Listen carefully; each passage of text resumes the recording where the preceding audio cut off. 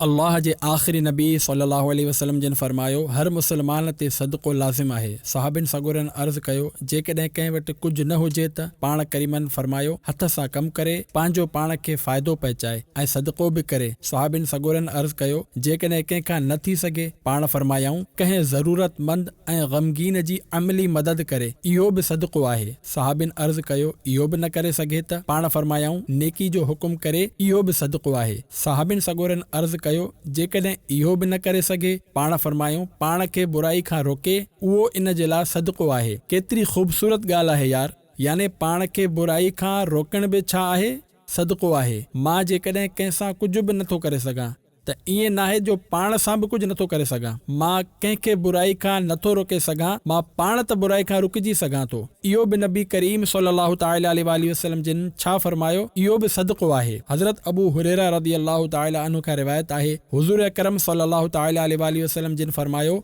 इंसान जे हर उज़वे ते जॾहिं ॾींहं जो सिज चढ़ंदो आहे त सदको लाज़िम हूंदो आहे, हर उज़वे ते। जेकॾहिं इहो ॿिनि इंसाननि ते इंसाफ़ कंदो आहे त इहो सदको हूंदो आहे। कंहिंखे सुवारी ते चढ़ण में मदद कंदो आहे या उन जो सामान खणी ॾींदो आहे, इहो बि सदको आहे। जेकॾहिं कंहिंसां ख़ैर जो कलमो ॻाल्हि चवे थो त इहो बि सदको आहे। ऐं नमाज़ जे लाइ हर क़दम सदको आहे।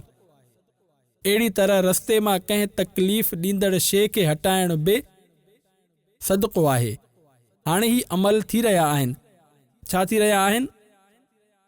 अमल थी रहिया आहिनि। बज़ाहिर तव्हांजे खीसे मां हिकु रुपयो बि नथो पियो वञे, अटो बि नथो वञे, खीर बि नथो वञे, का शइ बि नथी वञे। बसि असांखे तव्हांखे हिकु नियत करणी आहे त मूंखे ही अमल करणा आहिनि ऐं सदक़े जी नियत सां करणा आहिनि। सिंधी सोशल मीडिया पेज खे लाइक कयो, फॉलो कयो ऐं शेयर कयो।